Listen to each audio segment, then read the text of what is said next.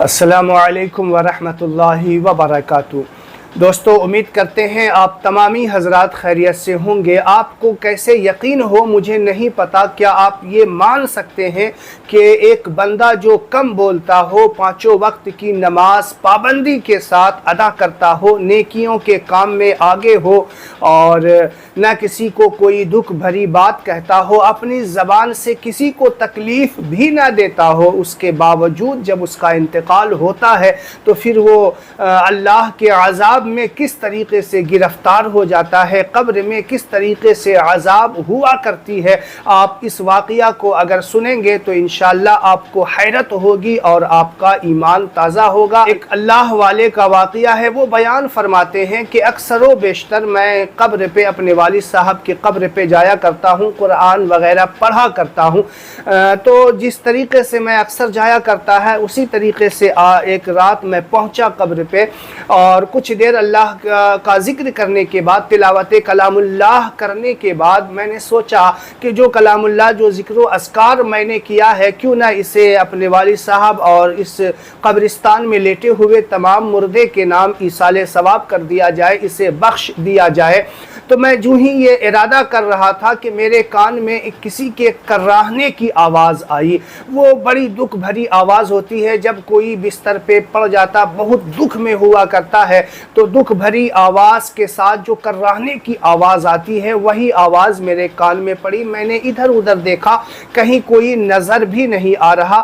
تو جب میں آواز کی طرف غور کیا اور توجہ کے ساتھ آواز کی طرف میں بڑھا، تو کچھ دور جانے کے بعد میں نے کیا دیکھا کہ ایک قبر سے کراہنے کی آواز آ رہی ہے، عجیب عجیب آواز آ رہی ہے۔ تو میں پھر وہاں سے آیا اور جو ہے والد صاحب کے نام اور تمام قبرستان والوں کے نام ایصال ثواب کر دیا، ان کو بخش دیا، اور گھر آ کر کے تہجد کا وقت ہو رہا تھا، تہجد کی نماز ادا کی، اور پھر فجر کی نماز ادا کرنے کے بعد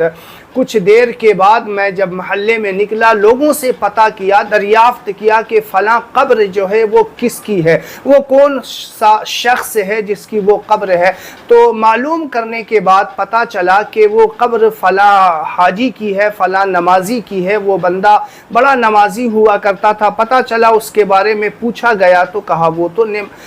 پکا نمازی ہے، وہ تو عبادت گزار تھا، لوگوں کو اپنی زبان سے تکلیف بھی نہیں دیا کرتا تھا، بلکہ لوگوں کی مدد بھی کیا کرتا تھا۔ تو چنانچہ جب وہ اللہ والے بزرگ نے وہ واقعہ رات والا سنایا کہ اس طریقے سے معاملہ پیش آیا ہے، میں نے اس کی قبر سے اس طریقے کی آواز کو سنی ہے،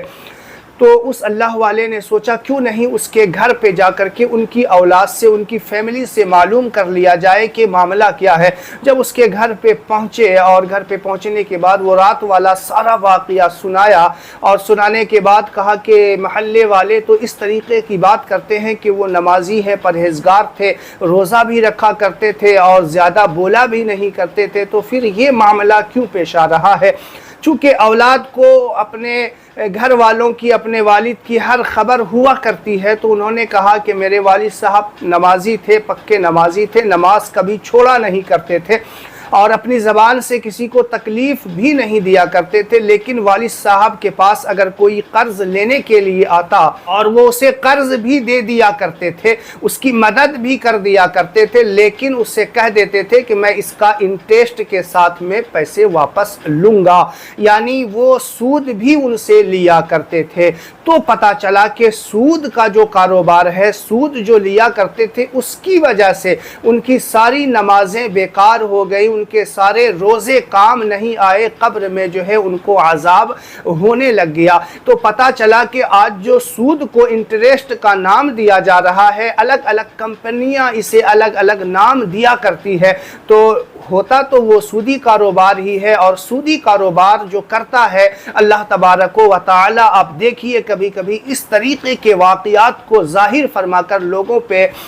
یہ بتانا چاہتا ہے کہ دیکھو جو سود کا کاروبار ہوتا ہے اللہ تبارک و تعالی کو بالکل پسند نہیں ہوا کرتا، اسی وجہ سے یہ معاملہ پیش آیا۔ تو انشاءاللہ امید ہے آپ کو بات سمجھ میں آ گئی ہوگی۔ اگر آپ بھول سے بھی کسی طریقے سے بھی یہ کام کرتے ہیں، سود لینا اور دینا دونوں حرام ہے، دونوں گناہ ہوا کرتا ہے، تو اس سے بچیں اور کم کھائیں لیکن اپنے آپ کو سودی کاروبار سے بچائیں۔ امید ہے اس ویڈیو کو آپ زیادہ سے زیادہ شیئر کریں گے۔ آپ کے شیئر کرنے سے اگر کسی ایک نے بھی توبہ کر کے